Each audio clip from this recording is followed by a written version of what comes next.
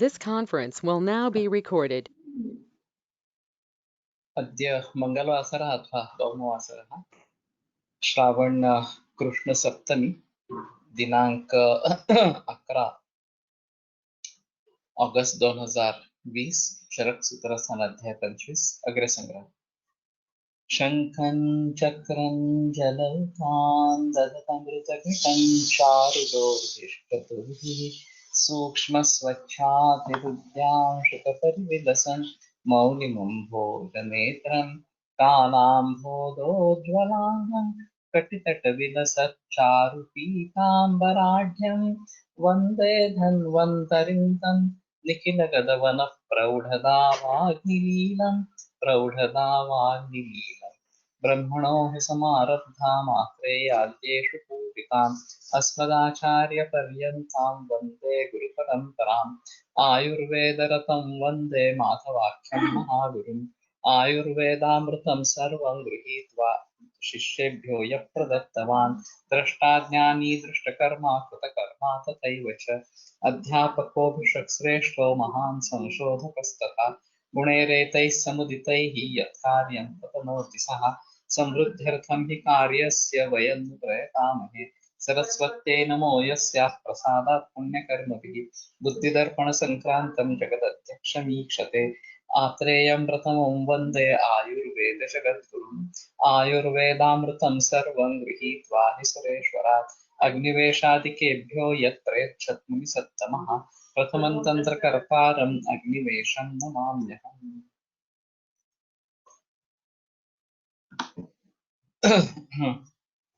भवन्ति छात्र अग्र्याणां शतमुद्दिष्टं यत्पञ्चाशद्विपञ्चाशदुत्तरम् अलमेतद्विकाराणां विघाताय उपदिश्यते।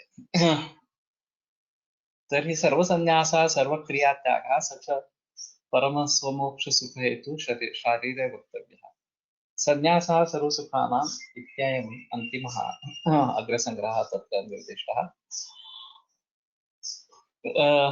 एतस्य उपसंहारं ग्रन्थकारः करोति।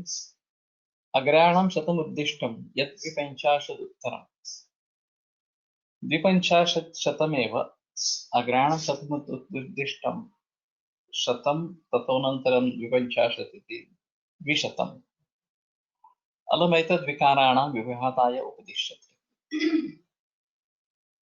एतद् विकाराणां विघाताय अलम् इति उपदिश्यते। तर्हि एतत् अयम् अग्रसङ्ग्रहः विकाराणां विघाताय समर्थः शक्तः इत्यर्थः। शतमुद्दिष्टं 100 इस प्रकार के आगे बताए गए हैं। द्विपंचाशद उत्तरम उसके आगे द्विपंचाशद यानी कि फिर से 100 ये बताए गए हैं। 200 कुल मिला के बता गए हैं। तो ये विकारों के शमन के लिए विघात के लिए समर्थ काफी इस प्रकार से है। तो द्विशतम कहने के बजाय शतमुद्दिष्टम द्विपंचाशद उत्तरम इस प्रकार से वो उन्होंने ग्रंथकार ने लिखा है। समान कारणों यर्थास्तेषां श्रेष्ठस्य नाही वाटत आहे काही कळत नाही। समान कारणो ये अर्थाः तेषां श्रेष्ठस्य लक्षणं जायस्त्वं कार्यकर्तृत्वे वरत्वं चापि उदाहरणम्। ये अर्थाः समान कारिणः, जो विषय समानकारी इस प्रकार के है या समान कार्य करने वाले इस प्रकार के हैं, तेषां श्रेष्ठस्य लक्षणं, तो उसमें कौन सा श्रेष्ठ है उसका लक्षण क्या है ये इसमें बता दिया। जायस्त्वं कार्यकर्तृत्वे, और कार्य करने में जिनकी श्रेष्ठता है या जिनकी बहुतता है ये भी बता दिया। वरत्वं चापि उदाहरणम, और उसमें श्रेष्ठ क्या है वर क्या है ये भी बताएगा। एक्चुअली वरत्व श्रेष्ठत्व ये दोनों समानार्थी इस प्रकार से उपयोग में लाते हैं। तो विभिन्न शब्दों का प्रयोग करने से ये सभी शेड्स उसके मालूम हो जाए ऐसा ही मुझे लगता है इसमें इस प्रकार से। वातपित्त कफानांच यद्यत् प्रशमने हितं प्राधान्यतश्च निर्दिष्टं यद् व्याधिहरमुत्तमम्। तो वात पित्त और कफ इनके प्रशमन में जो हित इस प्रकार का है, प्राधान्यतश्च निर्दिष्टम, उसका प्राधान्य के द्वारा निर्देश किया गया है। यद् व्याधिहरम उत्तम, और जो व्याधिहर है उसके भी बारे में प्राधान्यता निर्देश इस प्रकार से किया गया है। तो वात के लिए तैल, पित्त के लिए घृत और कफ के लिए मध, ये तो अग्नि संग्रह बताइए है। लेकिन मध केवल कफ का शमन करने वाला है, वो कफ पित्त दोनों का शमन करने वाला इस प्रकार का है। उसी प्रकार से घृत केवल पित्त शमन करने वाला नहीं है, वात पित्त पर शमन करने वाला इस प्रकार का है। और तैल जो है वो वात कफ पर शमन करने वाला इस प्रकार का। तो इन सभी के बारे में जानकारी लेते हुए फिर हमें आगे इस प्रकार से बढ़ना है। एतन्निशम्य निपुणं चिकित्सां संप्रयोजयेत् एवं कुर्वन् सदा वैद्यो धर्मकामौ समश्नुते।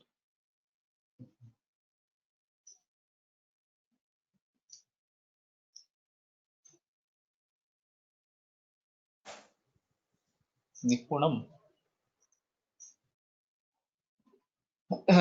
निपुण शब्द मेरे ख्याल में पुल्लिंगी है। नहीं तो ये निपुण प्रयोजक के रूप में प्रयोग किया गया है, ऐसा कुछ सोचना पड़ेगा। चेतन दिशम्य, ये सुनकर निपुण के द्वारा चिकित्सा की योजना की जाए, ऐसा भी एक अर्थ हो सकता है। नहीं तो निपुण चिकित्सा प्रयोजक, निपुण वैद्य जो है वो चिकित्सा की योजना करे। एवं कुर्वन् सदा वैद्यो धर्म कामों समझते, निपुणम को किया ये निपुण होना चाहिए था।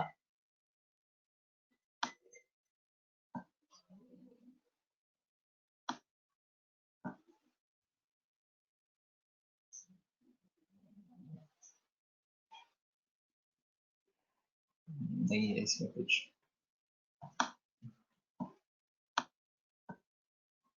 एवं कुर्वन् सदा वैद्यो धर्म कामौ समश्नुते, इस प्रकार से करने से वैद्य को धर्म और काम ये दोनों प्राप्त हो जाते हैं। तो अर्थ को छोड़कर धर्म और काम, उसकी जो अपेक्षित इच्छाएं हैं उनकी पूर्ति होती है, ऐसा कहने का मतलब है। ये भी थोड़ा अजीब है। अर्थ कामो इस प्रकार का आता है ज्यादातर, लेकिन धर्म और काम ये जुड़े गए हैं। और काम में अर्थ की अभी अभिलाष हो सकती है, तो काम के में अर्थ भी समाविष्ट हो सकता है। लेकिन धर्म और काम ये विवेचन किया है तो दोनों की प्राप्ति होती है।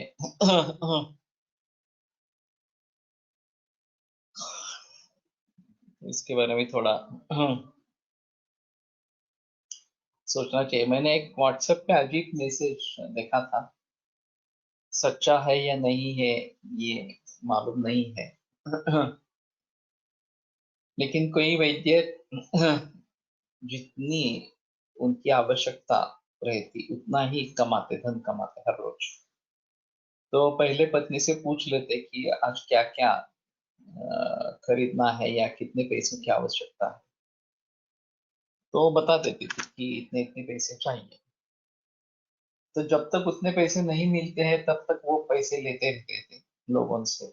और जो एक बार पैसे प्राप्त हो गए तो फिर आगे सभी रुग्णों को निःशुल्क चिकित्सा देते थे, और उसमें कोई अमीर गरीब इस प्रकार का भेद नहीं रहता था। जो भी उसके बाद में आएगा उसको निःशुल्क ही देते थे। ऐसा सिलसिला बहुत वर्षों तक चला। जिन लोगों को मालूम था कि ये अपने पैसे पूरे होने के बाद पैसे नहीं लेते हैं, वो बाद में वहां पे भीड़ करते थे। और कुछ अच्छे खासे भी लोग रहते थे जो शुरू में आकर पैसे देकर दवा लेके लेके जाते थे। तो एक दिन उसके पत्नी ने कहा कि लड़की की शादी करनी है, उसका पूरा खर्चा शादी का हमें चाहिए इस प्रकार से। और फिर ये जो बाकी कुछ सामान लाना है उसका खर्चा बता दिया। तो उसने कहा तो ये तो मेरे हाथ में नहीं है, लड़की के पूरा ब्याह का खर्चा मुझे एक दिन में मिल जाना चाहिए इस प्रकार से। तो वो भगवान के हाथ में है। और ऐसा वो सोच रहे थे कि कैसा होगा क्या होगा। तो कोई एक मरीज एक बड़ी कार में बैठ के आया और फिर उसने कहा कि मैं बहुत साल पहले आपके यहाँ आया था, मुझे संतान नहीं थी, आपकी दवा से संतान हो गई, मेरी लड़की है। और उस समय में आपने कुछ पैसा नहीं लिया था, वो खाता बंद हो गया, ऐसा कुछ मुझे बताया वगैरह इस प्रकार से। तो उस समय तो मेरी परिस्थिति ज्यादा अच्छी नहीं थी। लेकिन ईश्वर की कृपा से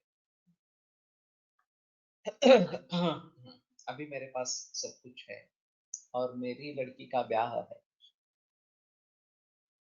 तो मैं अपना कर्तव्य समझता हूँ कि मैं मेरे लड़की के साथ आपकी भी लड़की का खर्चा उठाऊं और आप उसको नाम मत कहें इस प्रकार से।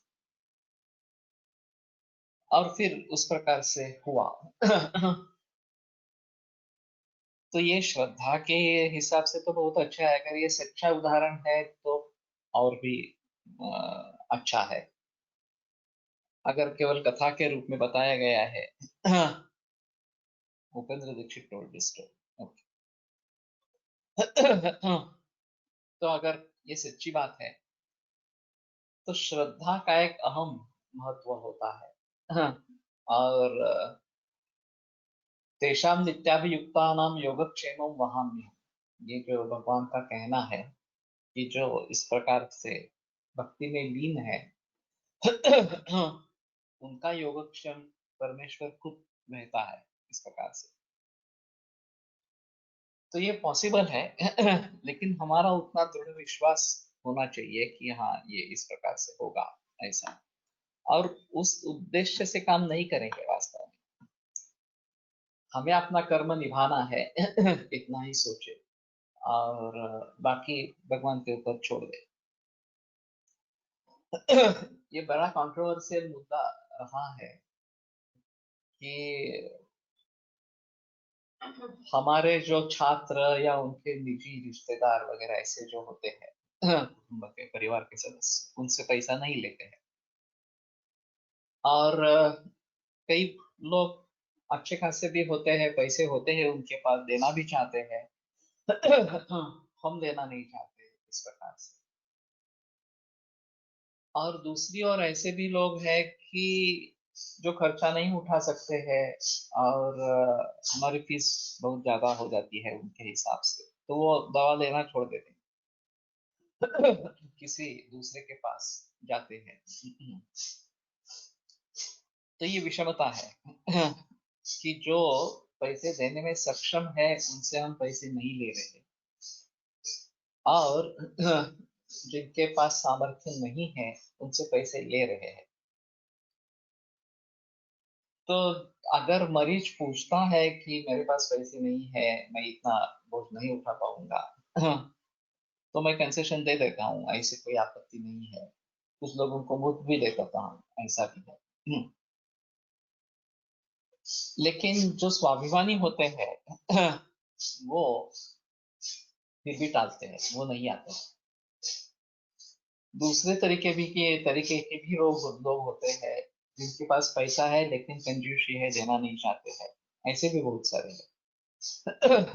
और मेरा अनुभव यहाँ ऐसा रहा है कि जो गरीब है वो देना चाहते हैं, जो सक्षम है वो देना नहीं चाहते हैं, वो बचाना चाहते हैं इस प्रकार से। तो ये भी अजीब चीज है। तो बहुत बरसों से मैं इसके ऊपर विचार कर रहा हूँ, मुझे कुछ अच्छा रास्ता नहीं दिखाई दिया है कि किस प्रकार से जाए तो ये ठीक होगा, इस प्रकार से। अगर कोई जिद करता है, वैद्य भी है या विद्यार्थी है, और जिद करता है कि नहीं मुझसे पैसे ले लो, तो मैं बताता हूँ ठीक है, मेरे इतने इतने होते हैं, तुम्हें कितने देने हैं तुम डिसाइड करो और दे दो, इस प्रकार से। नहीं तो ऐसा होता है कि भेंट वस्तुएं आती रहती है और लोग देना चाहते हैं तो फिर दे नहीं रहे पैसे, तो कुछ भेंट वस्तु देते जाते हैं, तो वो भी एक पूंजी तैयार हो जाती है इस प्रकार से। और सबसे अहम चीज है कि जिनको वास्तव में जरूरी है कंसेशन देने की या पैसे न लेने की, वो हमसे दूर जाते हैं। ये भी एक पॉसिबिलिटी इस प्रकार से है। तो ये नहीं होना है। अगर मेरे पैसे कम कर दूं, ये भी दूसरी चीज है, दूसरी ओर। तो मेरी प्रैक्टिस इतनी बढ़ेगी कि वो मेरे कंट्रोल से बाहर हो जाएगी। अभी मैं इतना पैसा ले रहा हूँ इसलिए कम मरी जाते हैं। लेकिन अगर मैं अपनी प्राइस कम कर दूं, तो मुझमें और मेरे छात्रों में कोई अंतर नहीं रहेगा। दूसरी भी चीज ऐसी होती है कि केवल फीस करने कम करने से भी लोग समझते हैं कि ये अच्छा वैद्य नहीं है। ये भी और बात। अगर मेरा छात्र मुझसे ज्यादा पैसे ले रहा है और मेरे पास केस रेफर कर रहा है, और अगर मैं उससे कम पैसा ले लूं, तो वो समझेंगे नहीं नहीं ये तो कुछ काम का वैद्य नहीं है, इस प्रकार से। और फिर मुझे अगर कॉम्प्लिकेटेड केसेस में या एडवांस केसेस में काम करना है, उनके लिए काम करने वाले बहुत कम लोग हैं। तो मेरी फीस ज्यादा होनी चाहिए, ऐसा भी है। तो ये काफी टेढ़ा मामला है, किस प्रकार से इसमें डील करे, इस प्रकार से। और जब छात्रों से पैसे या छात्रों से निजी रिश्तेदारों से पैसे नहीं लेते हैं, चाहे कैंसर का भी मरीज हो, तो भी उसमें दो प्रकार दिखाई देते हैं। कि एक को बहुत आदर रहता है बहुत सारे लोगों को।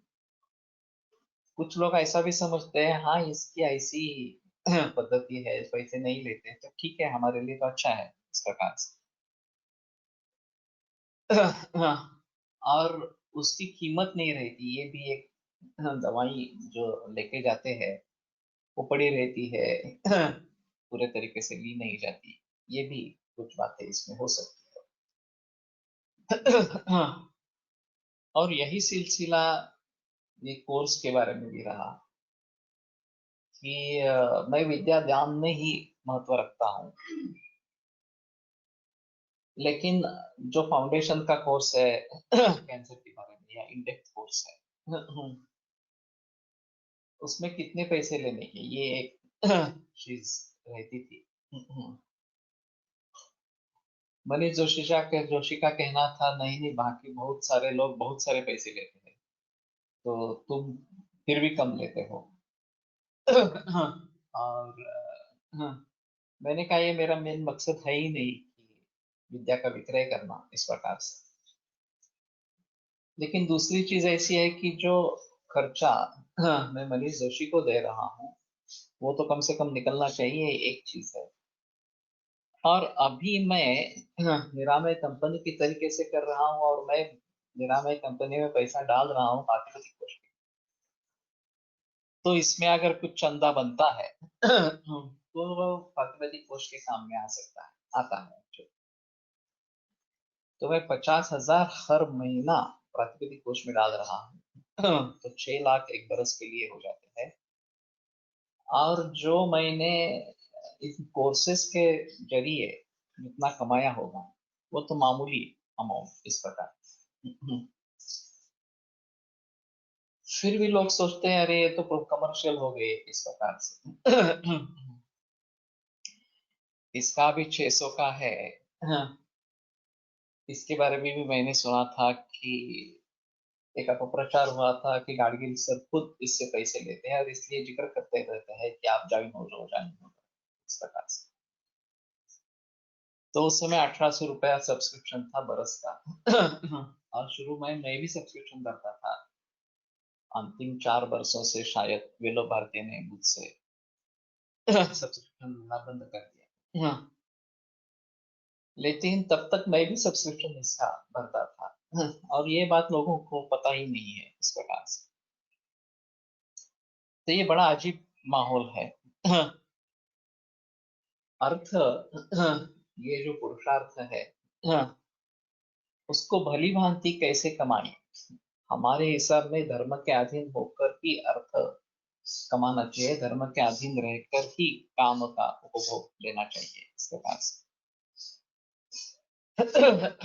लेकिन फिर भी इसके बारे में डिसाइड करना काफी मुश्किल इस प्रकार का हो जाता है।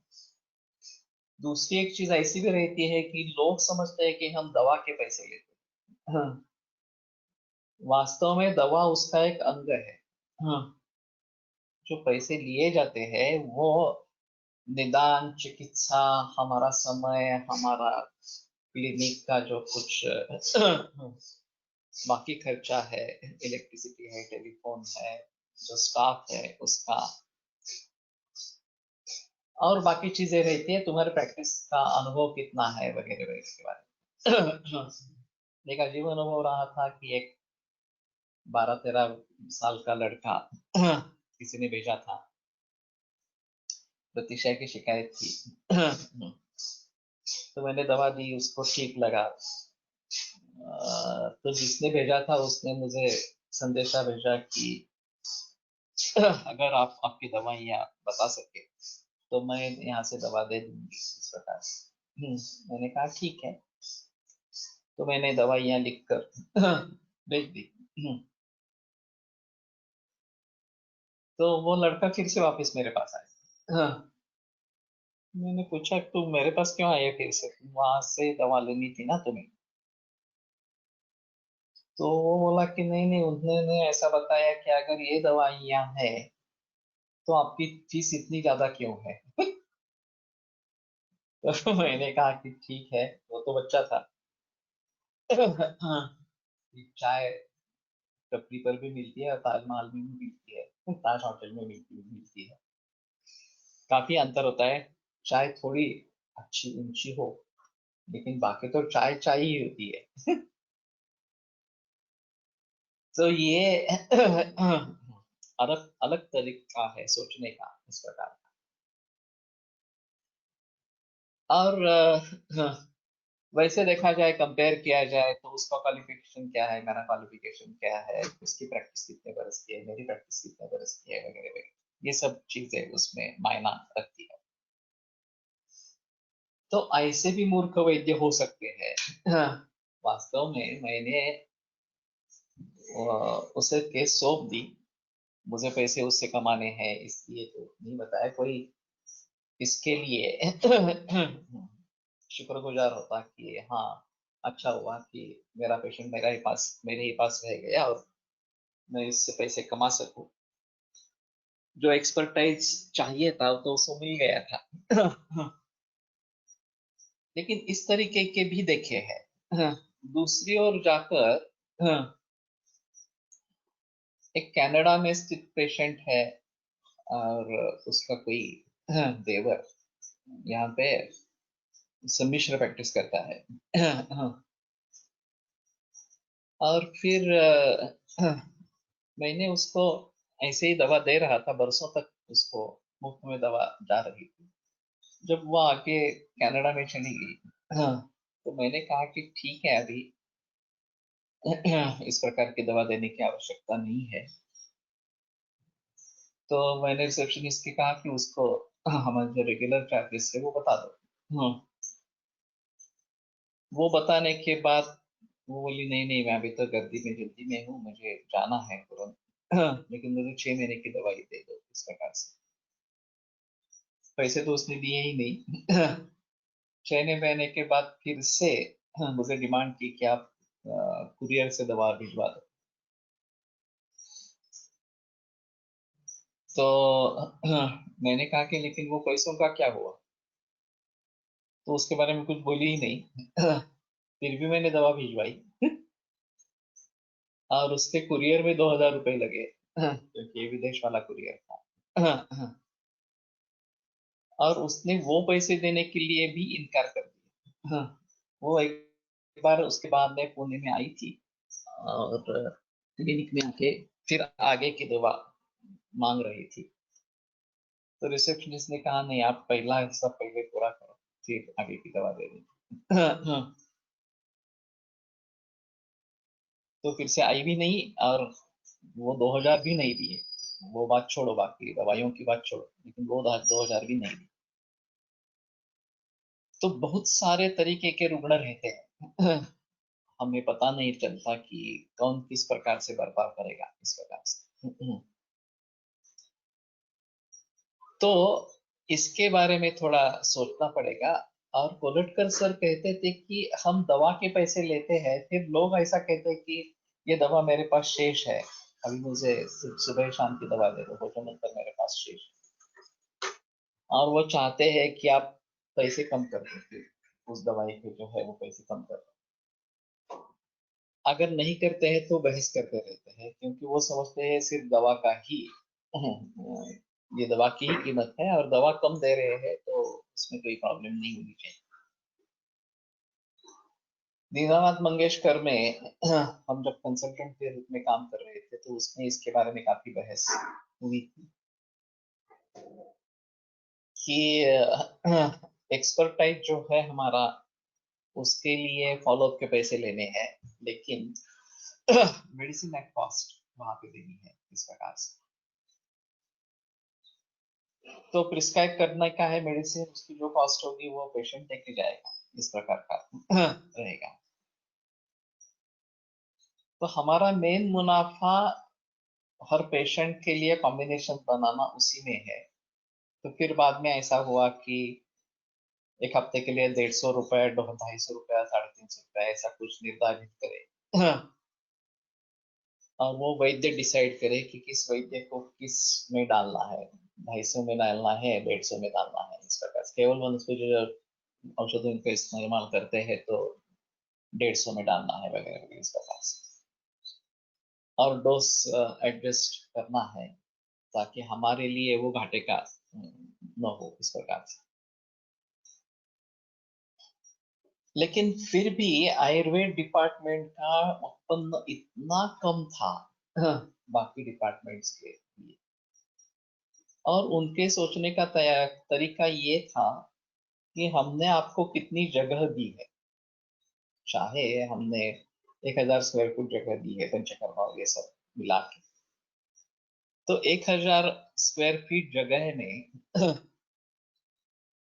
ये हाँ, ऑप्थेल्मोलॉजी डिपार्टमेंट कितना कमाता है, ईएनटी डिपार्टमेंट कितना कमाता है, कार्डियोलॉजी यूनिट कितना कमाता है, और उस हिसाब में आयुर्वेद कितना कमाना है। तो आयुर्वेद की आमदनी इतनी ही छोटी है, तो उसको उतनी ही छोटी जगह देनी चाहिए जितना वो कमा सकते। तो ये हम कभी सोच भी नहीं सकते इस प्रकार की। ये कारपोरेट हॉस्पिटल, अस्पताल जो है, ऑनलाईन पैसे जमा केल्याशिवाय मेडिसिन पाठवू नये असे वाटते। ठीक है। कुछ लोग इस प्रकार के होते हैं जो डुबा देते हैं हमें इस प्रकार से, लेकिन अच्छे भी लोग बहुत रहते हैं, ऐसा नहीं है। ये अपवादात्मक इस प्रकार के। तो अगर हमें एलोपैथी के अस्पताल में काम करना है, तो हमें इसके बारे में सोचना पड़ेगा कि हम कितना कमाएंगे, और उसकी कंपैरिजन एलोपैथी के यूनिट से होगी। और उतना अगर हम नहीं कमा पाते हैं, तो आयुर्वेद को स्थान नहीं मिलेगा। हमारा खुद का अगर अस्पताल है और उसमें हम इस प्रकार से काम कर रहे हैं, तो एक अलग चीज है। फिर भी ब्रेक इवन कब होना है, ये भी एक अहम चीज है। और करीबन 3 वर्ष में ब्रेक इवन होना चाहिए। अगर 3 वर्ष में ब्रेक इवन नहीं हुआ तो मुश्किल हो जाती है इस प्रकार से। और आपके पास उतना पैसा नहीं है, आप बैंक से कर्जा उठा रहे हैं। तो भी एक अजीब चीज इस प्रकार। तो इन सभी भावों को ध्यान में रखते हुए ये सब करना है ऐसा। तो इससे धर्म और अर्थ प्राप्त होते हैं अग्र संग्रह का उपयोग करके, ये एक अहम चीज है। और माधव साने इसके बारे में प्रख्यात थे कि वो अग्र संग्रह का प्रयोग करते थे और काफी मात्रा में मरीज देखते थे, बहुत मरीज देखते थे इस तरह से। तो ये बात हमें समझ लेनी है। पथ्यम पथोनपेतम यच्चोक्तम मनसः प्रियम् यच्चा प्रियम अपथ्यं च नियतं तन्न लक्ष्येत्। तो पथ्यम पथोनपेतम, जो मार्ग को छोड़कर नहीं है वो पथ्य कहलाता है, जो मार्ग में रखता है। पेशेंट्स पहले पैसे कम करने का रिक्वेस्ट करते हैं, कम कर देने के बाद बाहर जाके बोलते मला कन्सेशनची गरज नाही, पण 2 शब्द टाकून पैसे कमी होत असतील तर का करू नये। ये भी है। लेकिन मैं समझता हूँ कि जो कंजूस है, जो पैसे देना नहीं चाहते हैं, उनसे पैसे लेना भी अच्छा नहीं। तो चाहे हमें कम पैसे मिले इस प्रकार से, लेकिन जैसे दातार गुरु जी का ये कहना था कि उसके साथ में उसकी जो भावनाएं है वो भी हमें अफेक्ट कर सकती। नजर लगने, दुष्ट लगना, नजर लगना, इस प्रकार का जो बताया जाता है, तो उसके भाव अगर अच्छे नहीं है तो बेहतर है कि जितना मिले उससे हम संतुष्ट रहें इस प्रकार से। और देने वाले भी रहते हैं, ऐसा नहीं है, अच्छी भाव से देने वाले भी रहते हैं, ऐसा भी है। तो ठीक है। और दूसरी एक चीज है कि मैं जिस प्रकार के मरीज को देखता हूँ, कैंसर के एडवांस केसेस, और ऐसा नहीं होता ना कि एक बार दवा दे दी और हो गया, अभी आगे उसका कुछ लेना देना नहीं। फोन आते रहते हैं बार बार, कंडीशंस बिगड़ती रहती है, उसके बारे में सलाह देनी पड़ती है। और कॉम्प्लिकेटेड एडवांस केस में तो ये काफी होता ही रहता है, ऐसा है। तो उसके बारे में हम कैसे सोचें? In this atmosphere how can one reach रजतमो विमुक्त, compare with previous era, not Samvita Kal, but just 30 years back, atmosphere for learning and practicing Ayurveda becoming difficult, though facility practice has increased. मैं समझता रहा हूँ कि ये जो ग्राहक संरक्षण कायदा, कंज्यूमर एक्ट, मेडिकल प्रोफेशन को लागू हो गया, उससे मेडिकल प्रोफेशन की तरफ देखने का पूरा नजारा ही बदल गया। और ये सही बात है कि बहुत सारे एलोपैथी के प्रैक्टिशनर्स लोगों को ठगाने वाले हैं, ये भी सही है। केवल एलोपैथी के ही नहीं, बाकी लोग भी होंगे इस प्रकार से। प्रामाणिकता से प्रैक्टिस करने वाले कम हैं, और फिर उनके जरिए ये पूरा प्रोफेशन बदनाम हो गया, कारपोरेट सेक्टर आ गया इसमें, और ये पैसा कमाने का धंधा इस प्रकार का हो गया।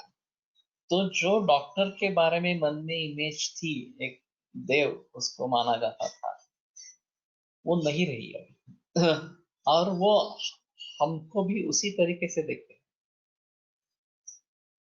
बाद में एक बार पता चले कि ये कैसा व्यक्ति है, क्या है, तो उसमें मतलब परिवर्तन आ सकता है, उसमें कोई संदेह नहीं।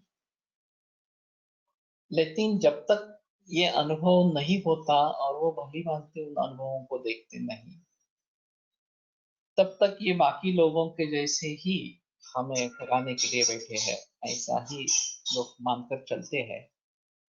और ये सबसे बड़ी भूल थी कि ये इस प्रोफेशन को कंज्यूमर एक्ट लागू करना इस प्रकार से। ये कोई वस्तुओं का विक्रय नहीं है वास्तव में। इसमें निदान है, इसमें चिकित्सा है, इसमें काफी सारे भाव है। लेकिन इन सभी की शुरुआत कमर्शियलाइजेशन से हुई है, जब से विद्या विक्रय हो गई। इतनी बड़ी कैपिटेशन फी देकर अगर हम एडमिशन ले रहे हैं एमबीबीएस कोर्स के लिए, बीएमएस कोर्स के लिए, तो स्वाभाविक है कि उसको कमाना, इतना जो पैसा डाला है उसको उसमें से कमाना, ये उद्दिष्ट हो जाता है और फिर माल प्रैक्टिसेस हो जाती है। ये सबसे अहम चीज है। तो मेरा एक अहम कहना है कि विद्या विक्रय नहीं होनी चाहिए, विद्या का दान ही होना है, और वो सत्पात्री होना, ये सबसे अहम। अभी ये तो बताना मुश्किल होता है कि सत्पात्र कौन है। इसके लिए योग्य व्यक्ति कौन है इस प्रकार से, और उन्हीं के जरिए विद्या आगे बढ़ती रही, एक पीढ़ी से दूसरी पीढ़ी, दूसरी पीढ़ी से अगली पीढ़ी, इस प्रकार से। लेकिन हमारा उद्देश्य अगर पैसा कमाना इस प्रकार का ही हो जाए, और किसी न किसी तरीके से कमाना है, तो ये बुरी बात इस प्रकार की हो जाती है। वैसे भी मैं समझता हूँ प्रोफेशनलिज्म और कमर्शियलाइजेशन ये दो अलग। प्रोफेशनलिज्म होना जरूरी है। हमारे पुराने जमाने के वैद्यों का जो क्लिनिक रहता था वो बिल्कुल अगली इस प्रकार का, ज्यादा पैसा कमाते भी नहीं थे, और ये भी मालूम नहीं था कि क्लिनिक अच्छा होना चाहिए, डिसेंट होना चाहिए कम से कम, इस प्रकार से जो जरूरी चीजें हैं वो हमारे पास होनी चाहिए इस प्रकार से। ये ट्रेंड मेरे आगे शुरू हो गया। मैंने तीन तीन बार मैंने क्लिनिक का रिनोवेशन किया। शुरू में जैसा जिस प्रकार का क्लिनिक था, उसके बाद में 2 बरस में ही मैंने रिनोवेशन किया, फिर उसके बाद में और रिनोवेशन किया इस प्रकार से। और मेरा अनुभव रहा है कि जब जब रिनोवेशन किया तब तब आमदनी बढ़ी, प्रैक्टिस बढ़ी। तो लोग ये चाहते हैं कि क्लिनिक डिसेंट हो। ऐसा नहीं हो सकता कि अब कितने भी अच्छे वैद्य हो, लेकिन दिखावा अगर नहीं है वहां पे, तो मरीज को समाधान नहीं होता। ये एक अहम चीज इस प्रकार। तो ये ट्रेंड बाद में बदला है। शुरू के जमाने में जब मैं वैद्यों के पास जाता था, कंसल्टर जी के यहाँ जाता था, कलेक्टर जी के यहाँ जाता था, तो बहुत ही सिंपल क्लिनिक रहता था, और ये ज्यादा वाले जो खर्चे हैं वो उसमें नहीं रहते थे। लेकिन आगे ये प्रोफेशनलिज्म से कमर्शियलाइजेशन में गया, कि ज्यादा ही डिसेंट हो इस प्रकार से, एयर कंडीशन हो वगैरह वगैरह इस प्रकार। मैंने एक अजीब बात सुनी थी हमारे ही छात्रों से, कि उसने कहा कि आज अगर पलटकर सर होते तो उनको बड़ा संतोष होता। तो मैंने कहा ऐसा क्या हुआ? तो बोले कि हाँ, अभी उनके छात्र एयर कंडीशन क्लिनिक में बैठते हैं, हर एक की कार है, तो अच्छा खासा कमा रहे हैं। तो ये देखकर उनको बड़ा संतोष होता। तो मैंने कहा धत्तेरे की, तुमने पलटकर तो सर को समझा ही नहीं। अगर ऐसी स्थिति होती तो सर खुद इससे और कुछ ज्यादा, बहुत ज्यादा कमा सकते थे। वैसे सर की प्रैक्टिस बहुत अच्छी थी, उसमें कोई प्रॉब्लम नहीं है, लेकिन पैसा कमाना ये उद्देश्य था ही नहीं। सामने आए हुए मरीज को किस प्रकार से हम ठीक करेंगे, यही सोचते थे। धन एक आनुषंगिक फल है, और वो मिलता रहता है। अपना आप कर्म करते रहो तो धन मिलता रहता है इस प्रकार से। Not in the sense of knowledge, but we can produce Vaidya with Karunardram mana when thinking of money. we will lose the classical Vaidya. ये तो सही है कि करुणार्द्र मन इस प्रकार का होना चाहिए और उसी से फिर चिकित्सा बहुत अच्छी होती है, इसमें संदेह नहीं। कैंसर के बारे में भी जब मैं सोचता हूँ, ये कैंसर गाइडेंस फोरम, अभी जो होलिस्टिक गाइडेंस फोरम, तो उसमें यही चीज है कि बहुत सारे ऐसे मरीज हैं अफोर्ड नहीं करते हैं इस प्रकार से, और फिर भी बीमारी बहुत सख्त होती है इस प्रकार से। तो हमारे मन में करुणा हो तभी हम इसके बारे में विचार कर सकते हैं या उसकी भली भांति चिकित्सा दे सकते हैं। तो चरक ने भी कहा है कि चिकित्सा पण्य विक्रय इस प्रकार के करने वाले जो वैद्य है, ते हित्वा कांचनम राशिम पांसो राशि, सोने की राशि छोड़कर वो पांसो राशि का पांसो राशि का अपना लेते हैं इस प्रकार से। तो इसके बारे में जरूर सोचना है, हमारे मकसद क्या है, जीवन का उद्दिष्ट क्या है इस प्रकार से। और फिर इसके बारे में सोचना है कि कैसे कितने पैसे देने हैं। मैंने इसके बारे में काफी विचार किया, फिर भी एक उत्तर नहीं है उसका। जिस प्रकार की परिस्थिति रहेगी उस प्रकार के अनुसार हमें बर्ताव करना है, इसी का अंत में है। लेकिन ये बात सही है कि हमारा क्लिनिक डिसेंट होना है, प्रोफेशनलिज्म उसमें होना है, ये जरूरी है इस प्रकार से। तो एक अलग क्लास आता है मरीज का, और जिनके लिए चैरिटेबल करना है उनके लिए एक अलग ओपीडी होनी चाहिए। कोलटकर सर ने ससुम अस्पताल ज्वाइन किया, असिस्टेंट वैद्य फिजिशियन करके, अष्टांग आयुर्वेद की नौकरी छोड़ के। तो उसमें काफी दिक्कतें थी, वो अलग चीज है। लेकिन वो प्रोफेसर थे, प्रिंसिपल थे, उनको कोई निकाल नहीं सकता था। और उस समय उनकी तनख्वाह 16,000 थी, और वो छोड़कर वो ससन अस्पताल में 250 रुपया महीना ज्वाइन हो गए, असिस्टेंट फिजिशियन करके। तो मैंने उनसे पूछा कि आप क्यों कर रहे हैं? तो बोले कि वहां सब गरीब लोग आते हैं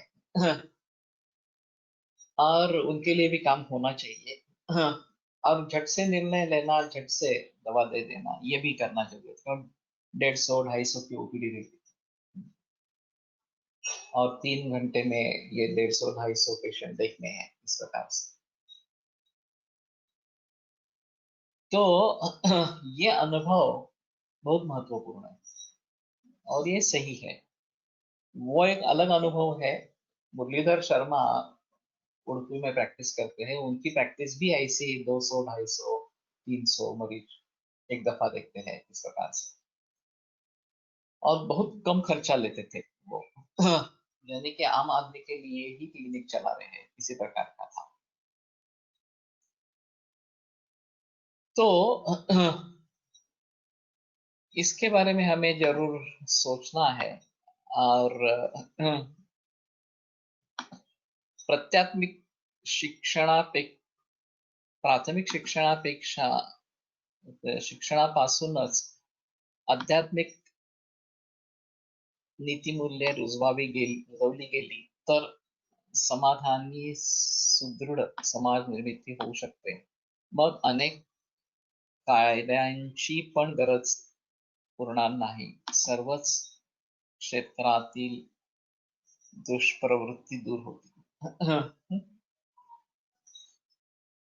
लेकिन ऐसा है ना कि ये राजा के ऊपर निर्भर है।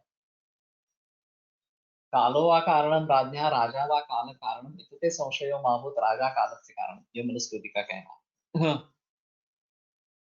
कि काल राजा का कारण है या राजा काल का कारण है। अभी हम बताते हैं कि कलयुग है, कलयुग में ऐसा ही होता है इस प्रकार से। तो इसको अगर मान लेते हैं तो हमें दुष्प्रवृत्ति होनी ही है, इसको समझकर आगे चलना पड़ेगा। सत्प्रवृत्त लोग बहुत ही कम रहेंगे और ये प्रवृत्ति इसी प्रकार से होती रहेगी।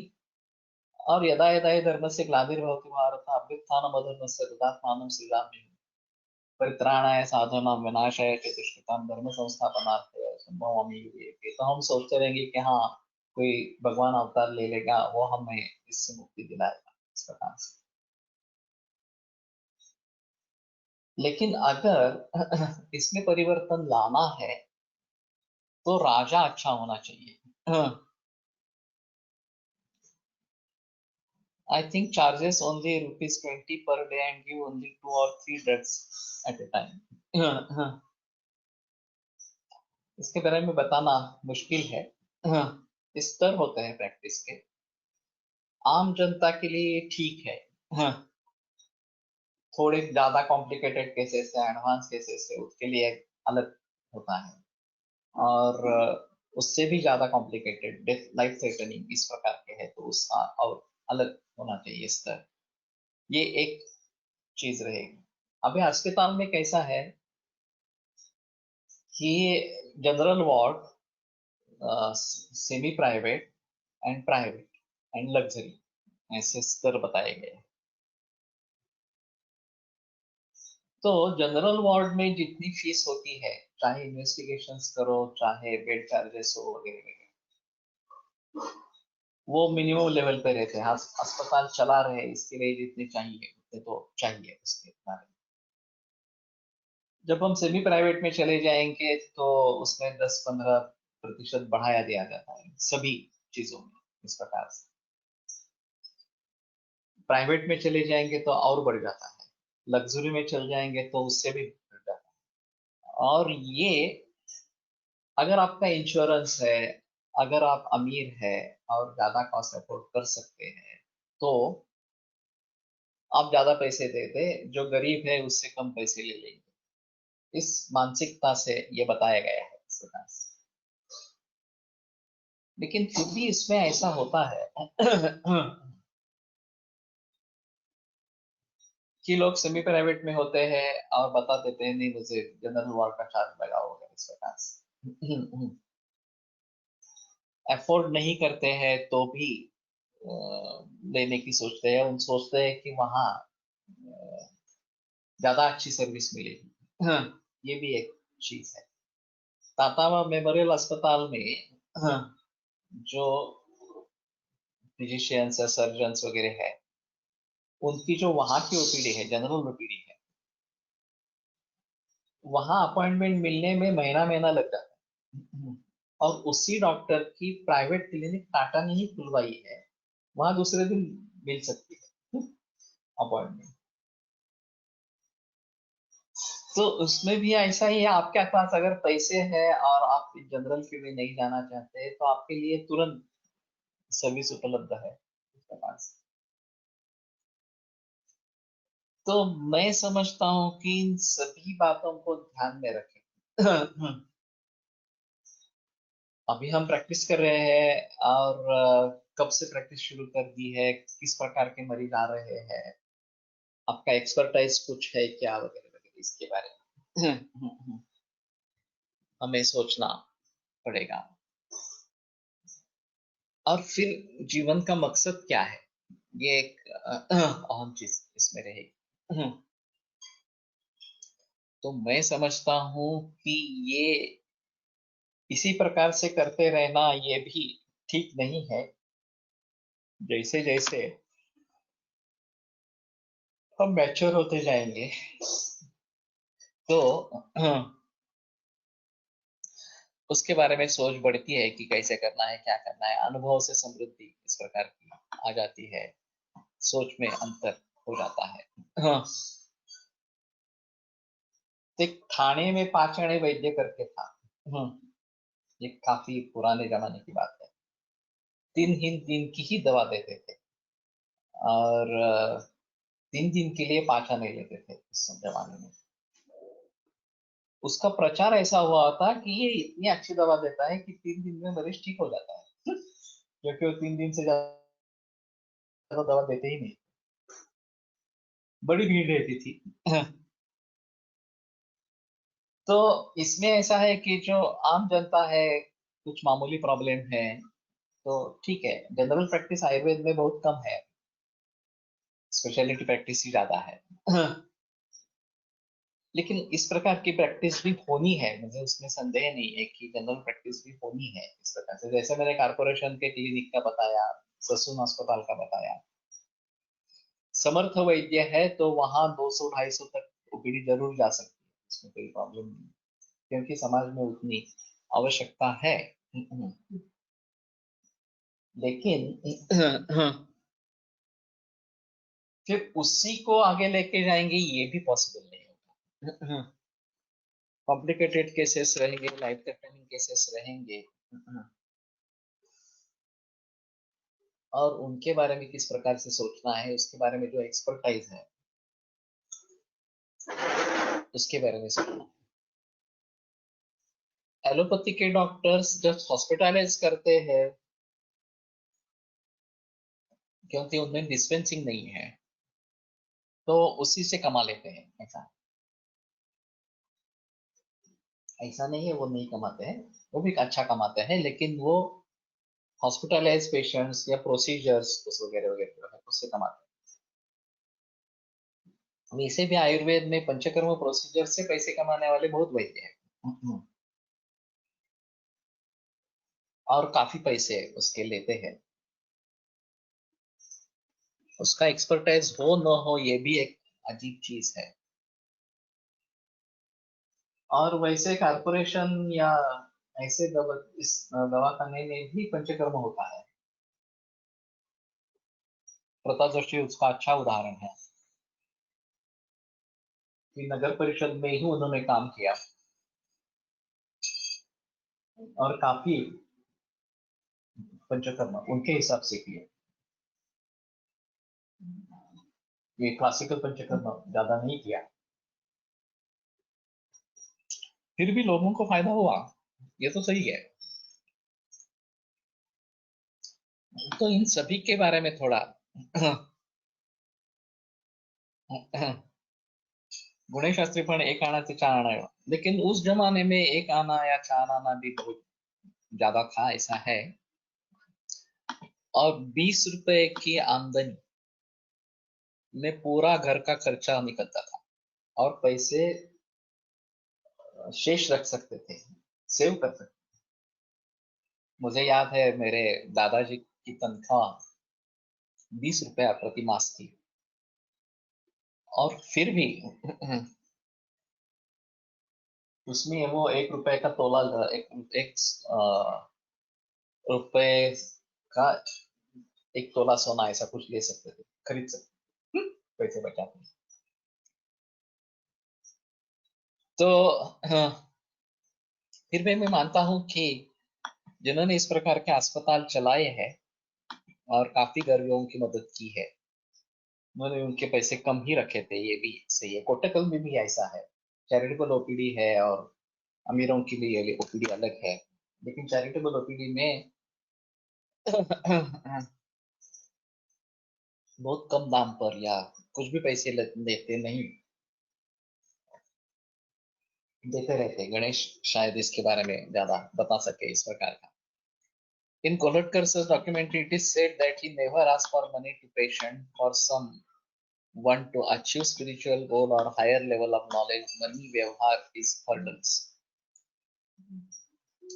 वैसे मैं भी डिमांड कभी नहीं करता हूँ पैसों की, पेशेंट पूछता है तो भी बताता हूँ और ज्यादातर रिसेप्शनिस्ट वगैरह अभी तो बताते हैं, ऐसा है।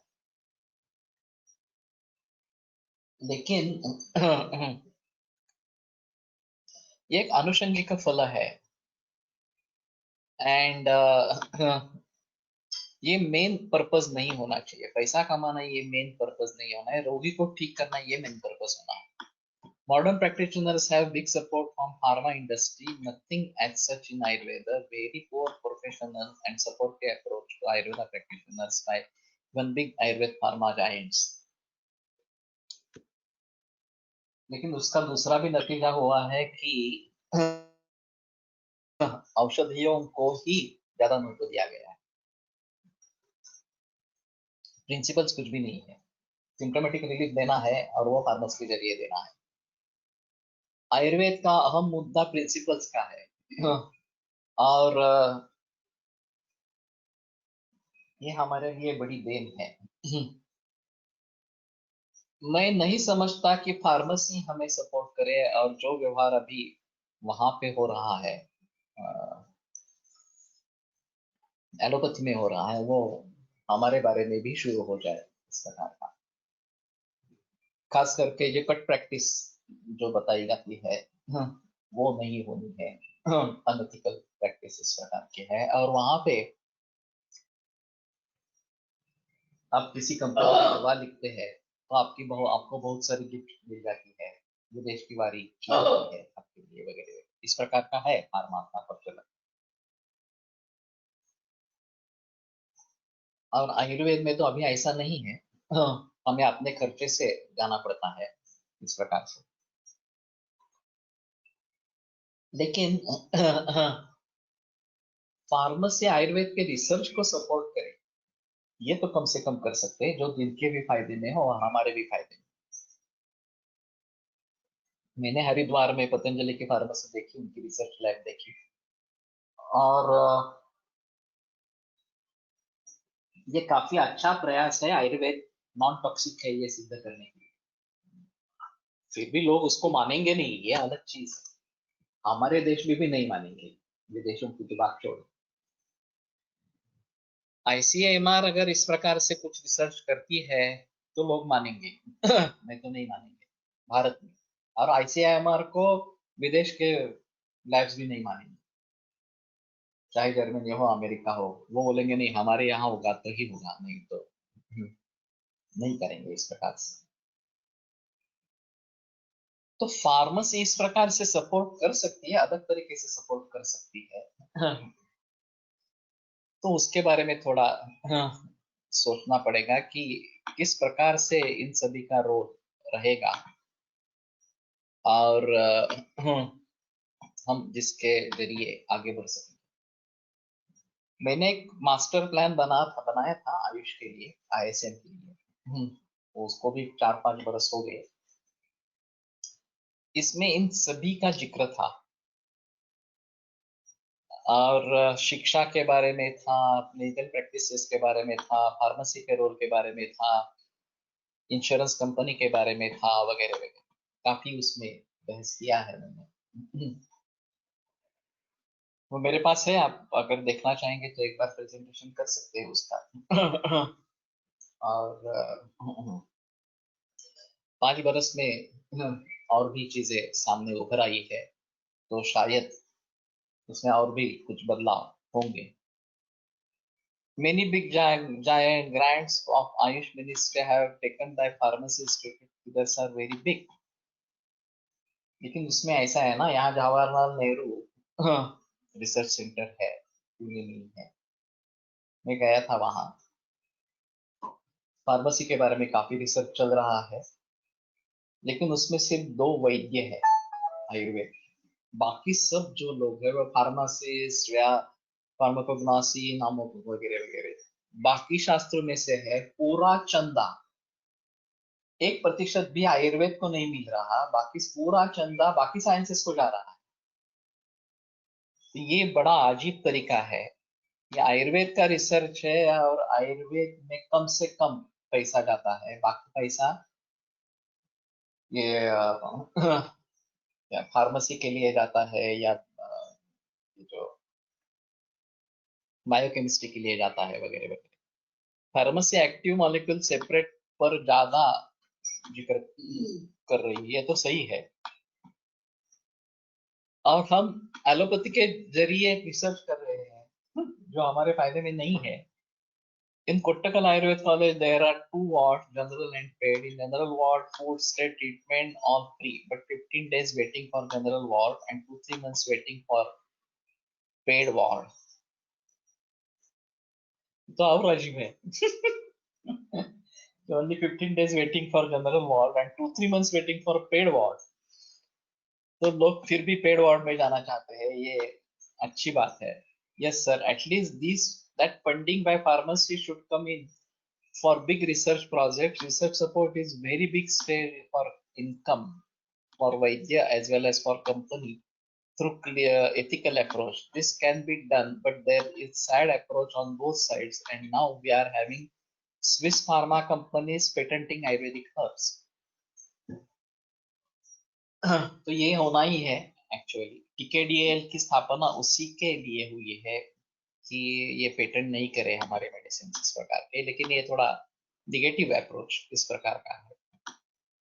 अगर हम सच्ची ढंग से हमारा रिसर्च करना चाहते हैं तो किस प्रकार का होगा, ये अजीब चीज है.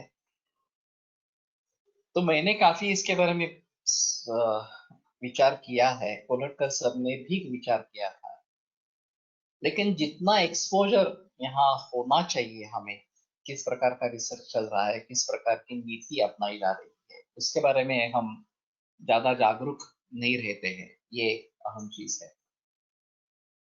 तो उसके बारे में अगर हम सोचेंगे तो in Poddar Ayurveda also they are running paid unit separately. Okay. तो इस प्रकार का होना जरूरी है, मैं मानता हूँ कि इस प्रकार का होना जरूरी है, लेकिन कैसे करेंगे, क्या करेंगे, इसके बारे में थोड़ा सोचने का अवसर चाहिए. तो ठीक है, ये काफी अलग चर्चा हुई, लेकिन मैं समझता हूँ कि ये भी आवश्यक इस प्रकार की है. रुकते हैं, कल फिर से मिलेंगे. आज दोपहर योग सूत्र का लेक्चर होगा 3:30 बजे, और विचार कर रहा हूँ कि वो भली भांति होगा. आयुर्वेद प्रकांडो निगदित इह हि शल्यतंत्र प्रधानः शिष्येभ्यः शाश्वतोऽयं निखिल जनकृपा व्याप्त चित्ते मयेन आयुर्वेदस्य वाञ्छन् पुनरपि भुवने काञ्च सुष्ठु प्रतिष्ठां श्रेष्ठं धन्वन्तरिं तं प्रणमति च सदा वैद्यवर्गो हि नूनं वैद्यवर्गो हि नूनम्. विरम्यते व्याख्यानव्यापारात्. श्वः पुनरपि मिलिष्यामः.